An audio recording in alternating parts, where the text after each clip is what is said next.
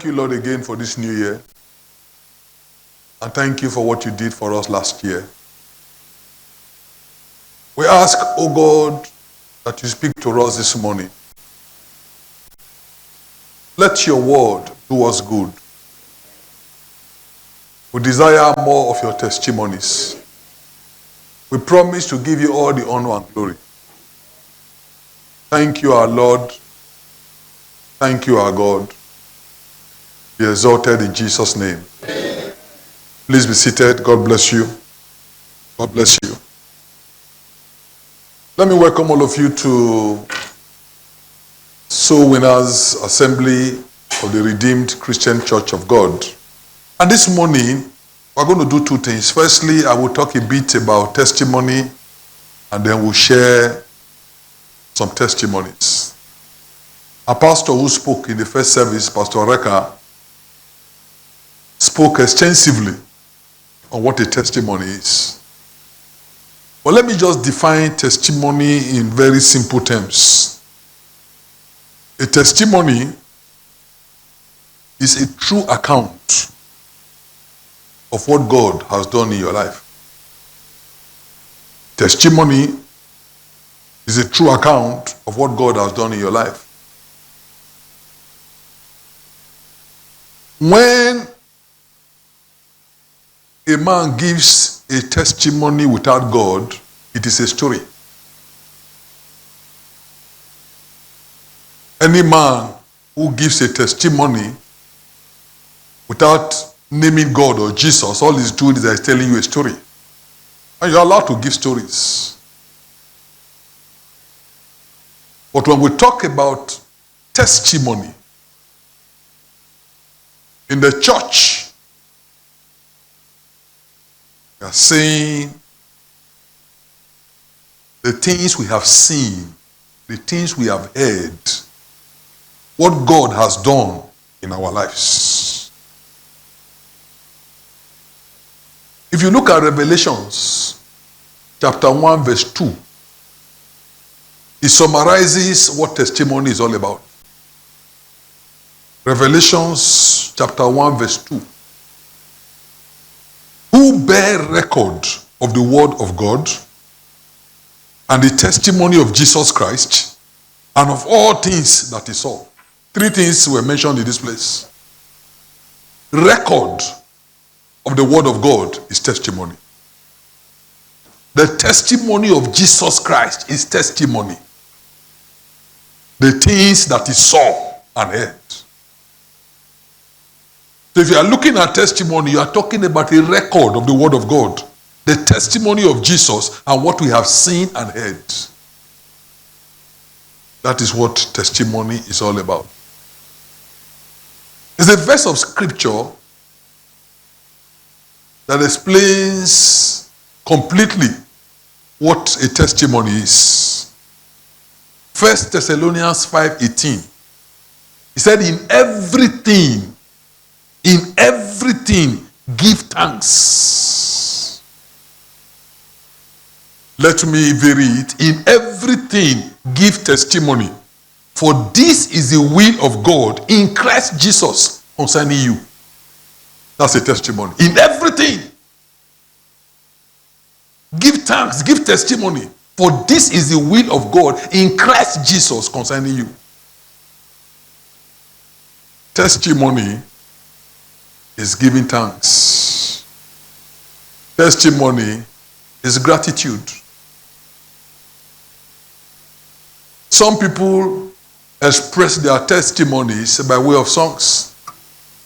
I will exalt you, Lord, for thou hast lifted me above my enemies. Your banner over me is love. It's a testimony. You have exalted me above my enemies. It's a testimony. Many of us have never given a testimony. You've never told people what God has done in your life. Does it mean an absence of God, or that there is no relationship between you and God? I want to give you an example of a testimony, then I will explain some things quickly. First Samuel chapter 17. 1 Samuel 17, verse 32 to 37. Listen to what David said. That's why God also testified of David that is a man after my heart. Look at what David said. 1 Samuel 17, 32 to 37. And David said to Saul, let no man's heart fail because of him. Thy servant will go and fight with this Philistine. And Saul said to David, thou art not able to go against this Philistine to fight with him, for thou art but a youth, and he a man of war from his youth. And David said unto Saul, thy servant kept his father's sheep. And there came a lion and a bear, and took a lamb out of the flock. And I went out after him, and smote him, and delivered it out of his mouth. And when he rose against me, I caught him up by his beard, and smote him, and slew him. Thy servant slew both the lion and the bear. And this uncircumcised Philistine shall be as one of them, seeing he had defied the armies of the living God. David said, moreover, the Lord that delivered me out of the paw of the lion and out of the paw of the bear, he will deliver me out of the hand of this Philistine. And Saul said unto David, go, and the Lord be with thee. This is a powerful testimony. Where there was fear, there was doubt, a man began to testify about what God had done. By the time he finished his testimony, even the king who was in doubt became converted. The king said, go, and the Lord be with thee. Let me tell you what testimonies do and what they are. 1, testimonies are factual accounts of what we have experienced that show the awesomeness of God. Testimonies are factual accounts of what we have experienced that show the awesomeness of God. 1 Samuel 17, 34, 35, where I read just now. And David said unto Saul, thy servant kept his father's sheep. And there came a lion and a bear, and took a lamb out of the flock. And I went out after him, and smote him, and delivered out of his mouth. And when he arose against me, I caught him by his beard, and smote him, and slew him. What a testimony. What a testimony. If you read Mark chapter 5, verse 19 to 20, the madman of Gaza, when Jesus had healed him, he said, go and tell of what God has done. And the man went and he published it. People marveled when they saw him and heard what God had done. The Lord gave the word. Great was the company that published it. Testifiers are publishers of the works of God. They are evangelists. They are lovers of God. Why have you never testified? Number 2, testimonies reveal that no power or circumstances can be greater than God. Testimonies reveal that no power or circumstances can be greater than God.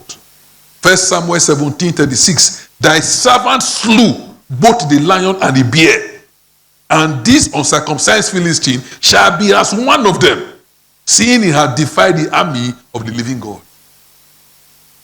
Testimony will make you know that no power, no circumstances, no situation can be greater than God. Number 3, testimonies also confirm that God is the same yesterday and today and forever. Hebrews 13 verse 8. Jesus Christ is the same yesterday and today and forever, and is also a present help in trouble. Psalm 41 verse 6. God is our refuge and our strength, a very present help in trouble. What God did yesterday, God can still do today. The same God who did miracles in the Bible is more than ready to do more today and tomorrow for you. God is not a God of the past tense. He existed in the past. God is the future. God is the present. In 1 Samuel 17, verse 37, David said, moreover, the Lord that delivered me out of the paw of the lion and out of the paw of the bear, he will deliver me out of the Philistine. So it's the same yesterday, today, and forever. He did it when I was in the desert. He will do it now in the battlefield. I'm not telling you stories. You will see it. He has done it before. He will do it again. Number 4.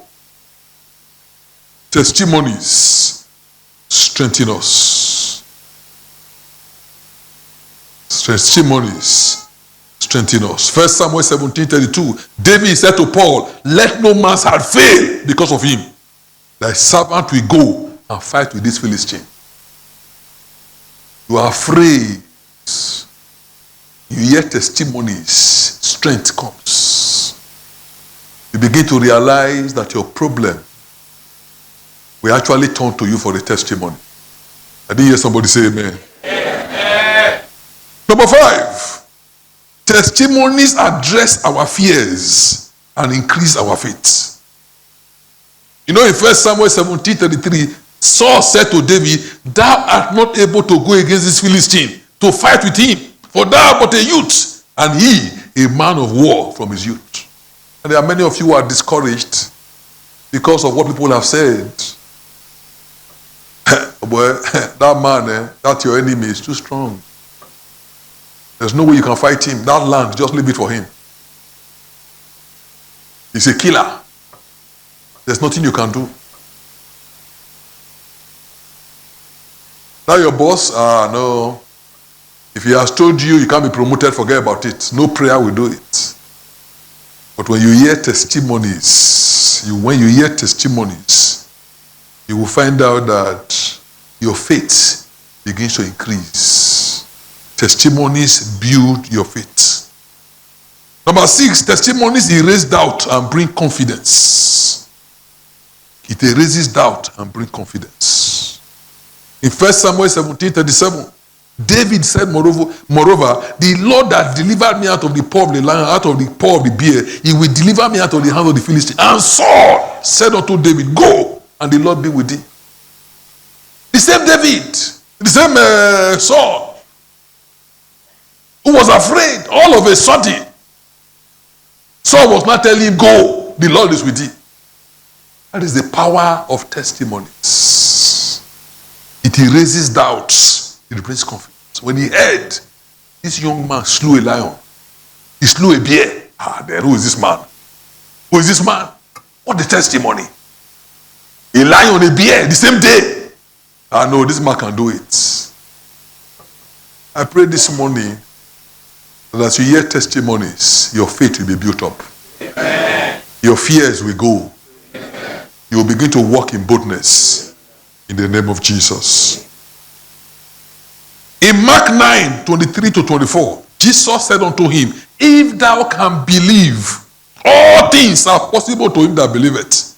And straightway the father of the child cried out and said with tears, Lord, I believe, help thou my unbelief.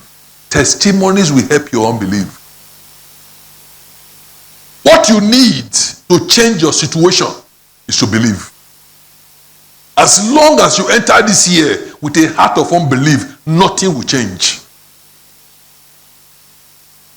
I say testimonies will strengthen you in the name of Jesus. Number 7, testimonies glorify God and provoke him to do more.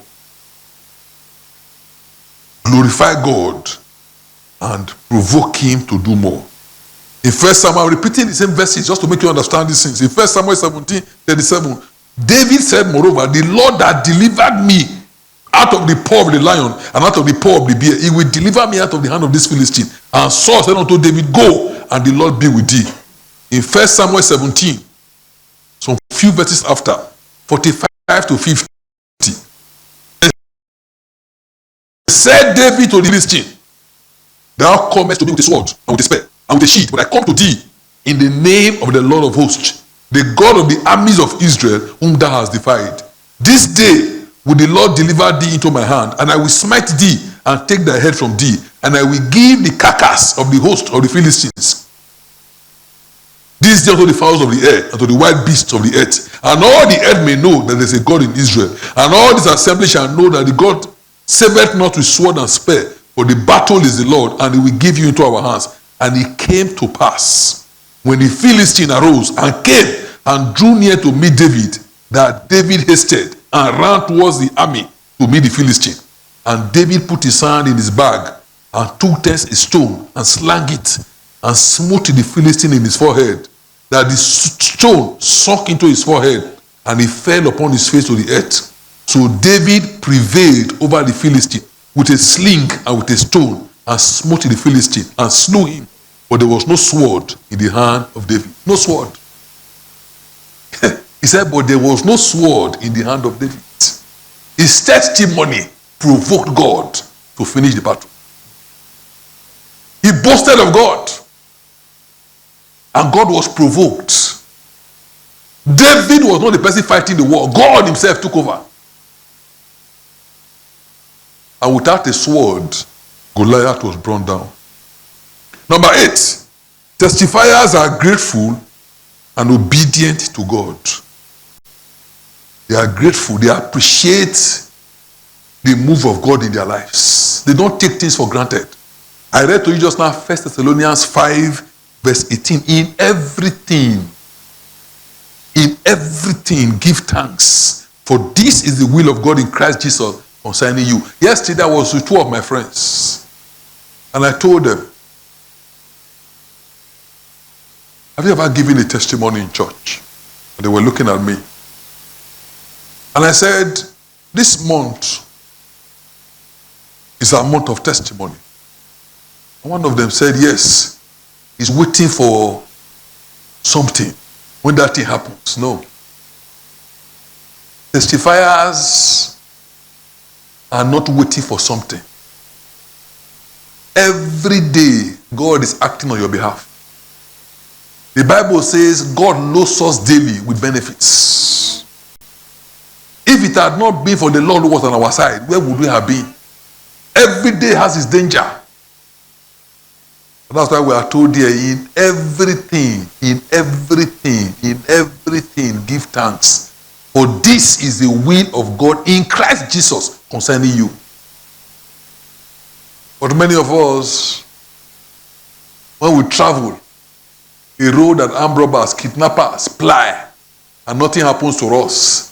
To us, nothing happens. It's not worth giving a testimony about. It's not worth it. But there are some that will tell you, I want to thank God. I met armed robbers on the road. They shot my leg, but I didn't die. I want to thank God. And as you see the man's joy, you begin to tell yourself, but I passed that road though. Nothing happened to me, and I didn't thank God. This man, they shot his leg. He's spending thousands to treat himself, and yet he's thanking God. I hope somebody will repent and say, God, I'm grateful. There's so much to thank God for. Testifiers are grateful and obedient to God. Number 9, testifiers are overcomers. Revelations 12:11, and they overcame him by the blood of the Lamb and by the word of their testimony. And they loved not their lives unto the death. That's why in 1 Samuel 32:36, and David said to Saul, let no man's heart fail because of him. Thy servant will go and fight with this Philistine. And of course, you saw what happened. He overcame him. They overcame him by the word of their testimony.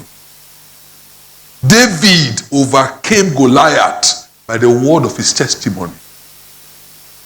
How many enemies have you been able to overcome by the word of your testimony? Or when there is a problem, you panic and you forget about God. The word of their testimony. In Zechariah chapter 4 verse 7, he said, who art thou, O great mountain? Before Zerubbabel, thou shalt become plain, and he will bring forth the headstone thereof with shouting, crying, grace, grace unto it. What a testimony. Who art thou? A mountain is formidable, but this is a great mountain. He said, but who art thou, great mountain? Who art thou to stand before me when grace is available? When Jesus is available, who art thou? Testimony. Number 10, testimonies bring victory. Testimonies bring victory.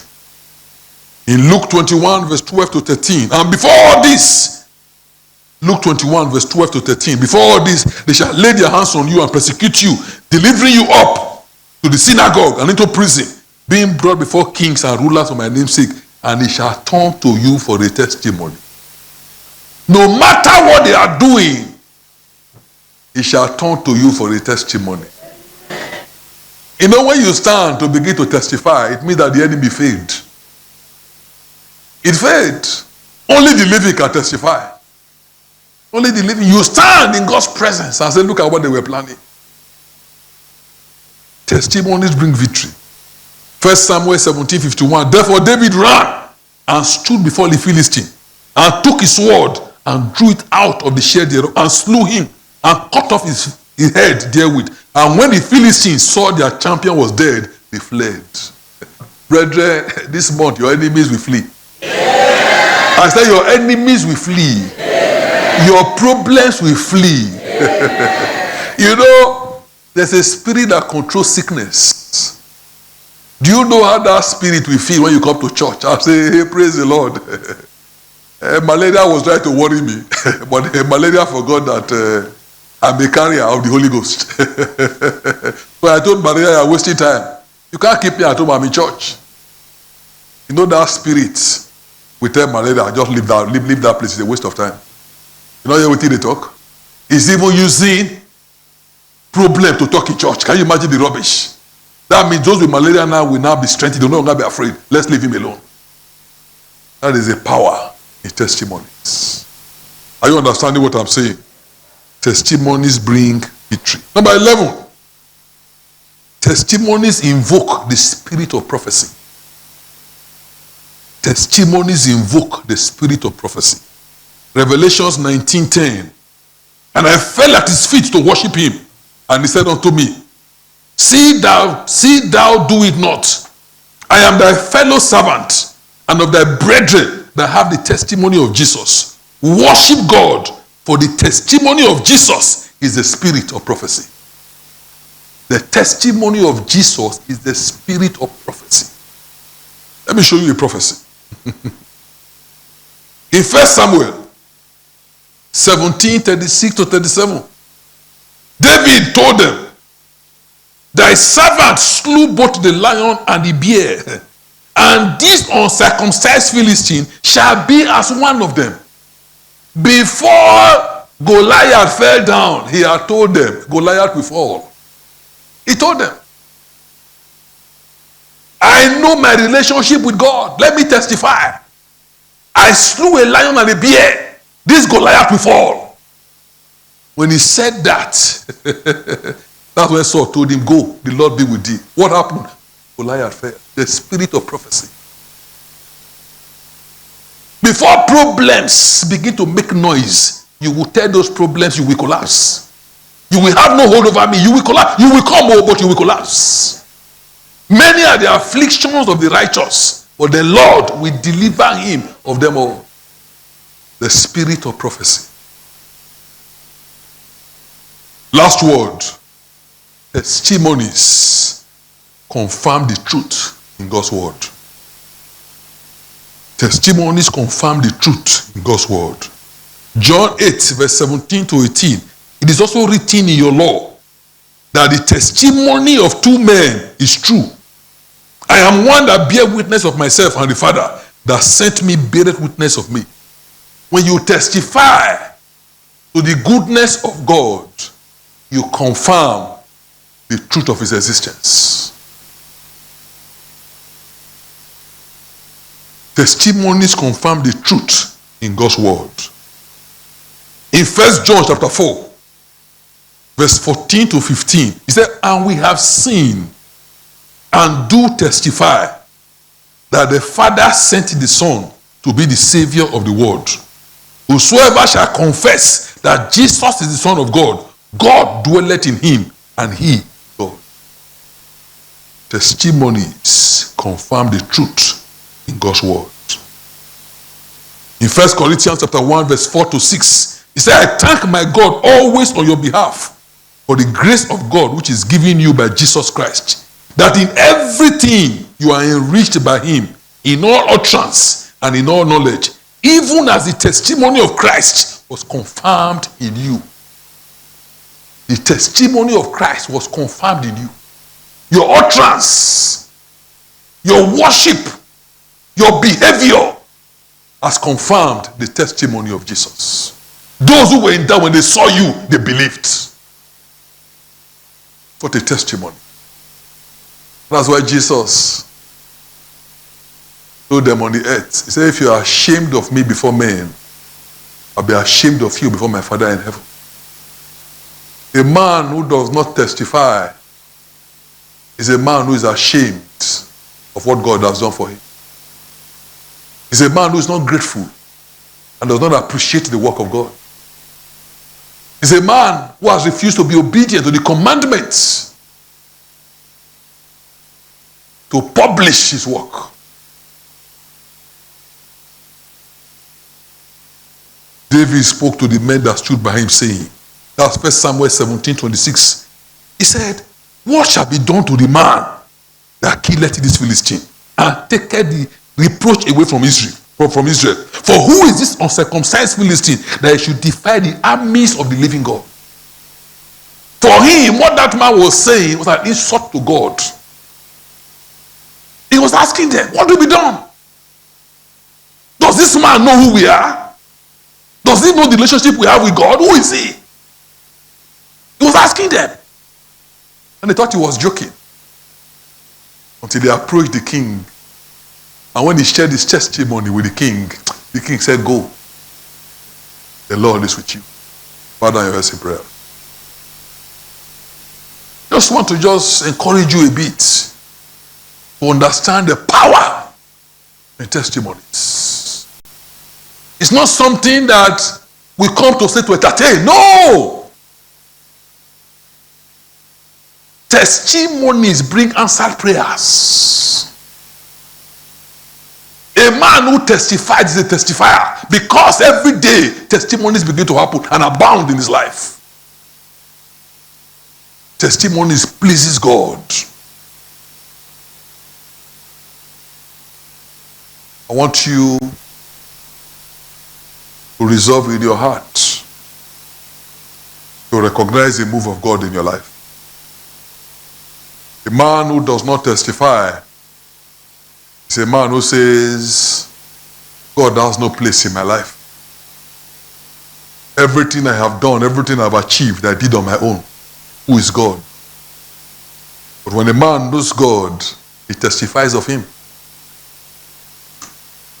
Everywhere he goes, he talks about him. If not for God, where would I have been? I want you this week to be bold to proclaim the word of God. Be bold to announce what God has done for you. Your life is a miracle. Your health is a miracle. It's not your strength. It's not your worth. It's not your carefulness that has kept you. It's God who has been faithful. Are you here this morning before we begin to share testimonies? You want to be closer to him. You want to have a personal relationship with Jesus. Personal relationship with God. When people see you, they will see the God in you. A lot of things can change if you know him well. A lot of things can change. You will find out that fear will go. You will no longer doubt yourself. You become stronger. You will enjoy when you pray in his presence. Some of you held just now 50 days fasting, you were alarmed. But notice some people were clapping their hands in excitement. 50 days of close intimacy with God. Because when you fast, your father takes notice. What do you want, my son? But for many of you, it's a meaningless exercise because you don't even pray. God is not there.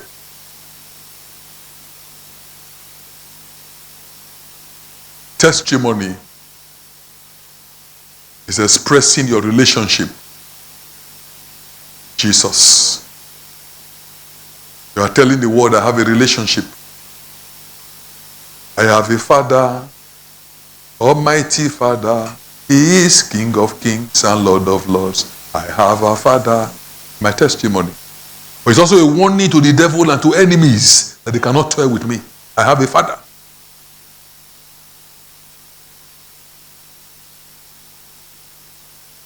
I want you to just ponder about these things throughout this week or throughout this month. We're talking about testimonies. I'm going to allow you to share your testimonies with us to strengthen those who need to be strengthened. Father, Lord, I want to thank you for all those who have heard your word. I pray, oh God, that you will minister to them. You will strengthen them. Those who are yet to know you, Lord, you will bring them close. That in the next few days, you will begin to speak to them. You will make them know, Lord, that we serve a living God. A God who sees and feels our pains. A God who talks to us. A God who hears us. I pray for the testimonies we're about to hear that it will strengthen us. It will take away our fears and our doubts and grant us the grace to fight the battles of life.